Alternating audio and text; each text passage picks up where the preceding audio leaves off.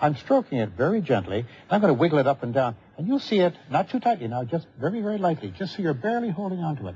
No, just so you're barely, that's very lightly, you see. It seems to be getting flexible, doesn't it? Mm-hmm. It seems to be doing something strange, sort of turning rubbery. That's the most peculiar thing I've ever seen. Let go of it for a second, Gail. I'm going to hold it right in front of you, and look at this. You're going to see something very remarkable happen. It's actually going to start turning into plastic. It gets softer and softer and softer. Put your hands out. I think that bowl's going to fall off. It did. A miracle. How are these things done?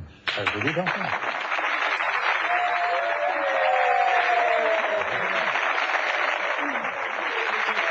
Well, what you've just witnessed was pure make-believe, a conjuring trick utilizing a very simple physical principle. Perhaps the next time you see something you can't explain, you should consider whether it might have a rational explanation before you jump to the conclusion that you've seen something supernatural. Crystals are becoming increasingly popular. The claims made about them include that they can heal, improve memory, give off energy, and help you assert yourself. Well, let's find out, shall we?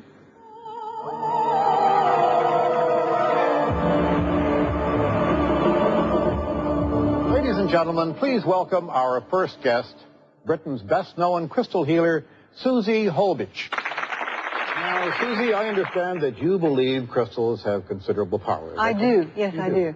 And you've agreed tonight to demonstrate crystal power through what is known as applied kinesiology. That's right. Well, ladies and gentlemen, to assist with this demonstration, we have with us actress and journalist Fiona Richmond. Tell me, Fiona, what about you? Do you believe in crystal power? I don't really know very much about it, but I'm willing to have a go at anything that's going to help me. Very good. Well, first, Susie is going to demonstrate the power of crystals by testing Fiona's strength while she's holding the crystal. This is applied kinesiology. That's right, yes. You can test it for allergies and all sorts of things, muscle testing. Well, earlier today, Susie decided this particular crystal that you're holding there is good for Fiona, right? Now, could you demonstrate for us, please, just how you decided that and do the little test? Well, I went through crystals and the ones that I've got with me, and that seemed to be the right one. So first of all, I'd like to muscle test Fiona with her normal sort of strength. And to do this, I'll ask her to put her arm up, straight out. Straight. Okay. Yep. And I'm going to just test it. Okay. You can feel that. I mean, there's no just pushing down. So just hold that in the other hand. To hold it tight. Just hold it. Okay. Let your body attune to it for a moment or two. Feels hard. All right. And then put your arm up again. Okay. Straight. Oh. Yeah. No, can you feel the difference? Absolutely, I mean, I can feel it, my but you can quite feel it. Rigid. It's absolutely rigid, whereas before it was absolutely limp. Extraordinary, yes. There's a huge difference. Well, you're going to place this crystal inside this small red bag. All right. Now, this crystal has been placed in the pouch, and I'll hold it by the string. And we've also here other samples, which are all going to be mixed up, also concealed in pouches, none of which could be described as good for anyone. That is, the ones aside from the crystal. So using your method, Susie, can you now find, if I give them to Fiona one at a time, which is the good crystal?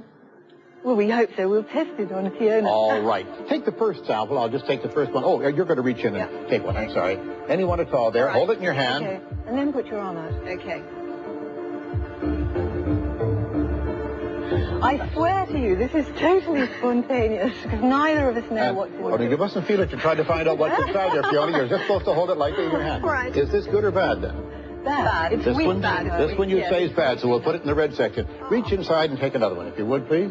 It's like a raffle. It is indeed.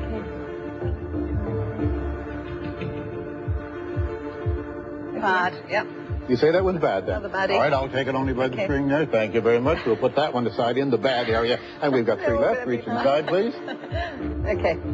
Right.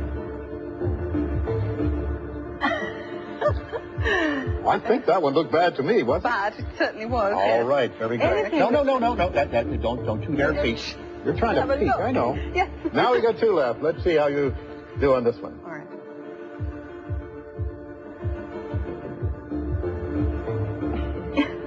That should be it.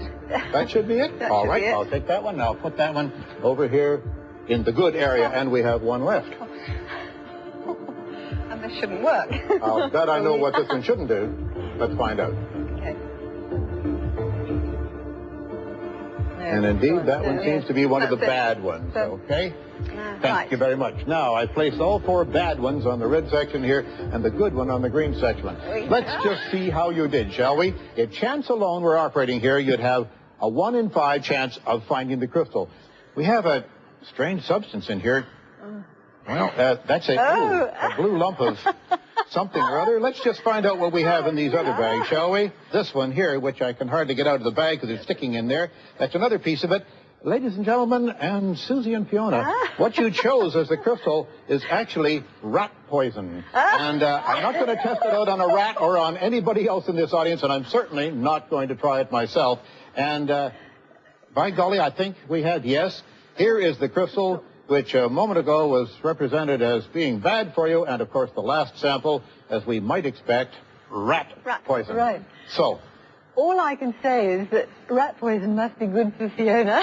God, I shall take some every day then. And that before, the crystal was sort of naked, if you like, in your hand. It wasn't covered up.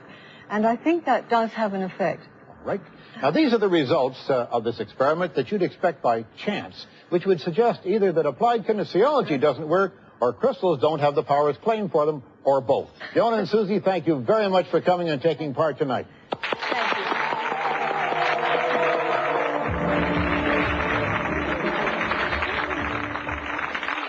Next, thought transference. We visited the privately funded Metaphysical and Psychic Research Center in Berkshire, whose principal, Norman Knight, has been involved in psychic research for over 30 years. The center was founded in 1973.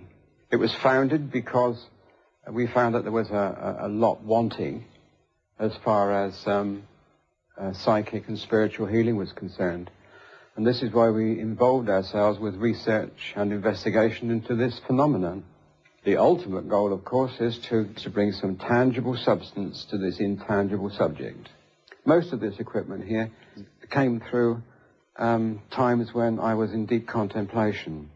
This particular object is our table that we levitate, and it moves around the room, under certain circumstances, of course.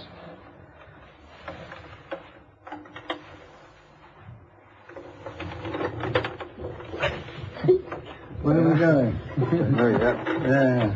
Now, ladies and gentlemen, will you please welcome my guest, Norman Knight.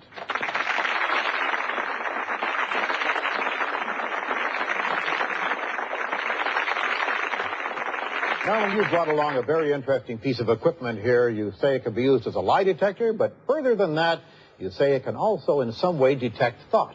That's completely true. I see. Well, let's see how it works, shall we? Surely.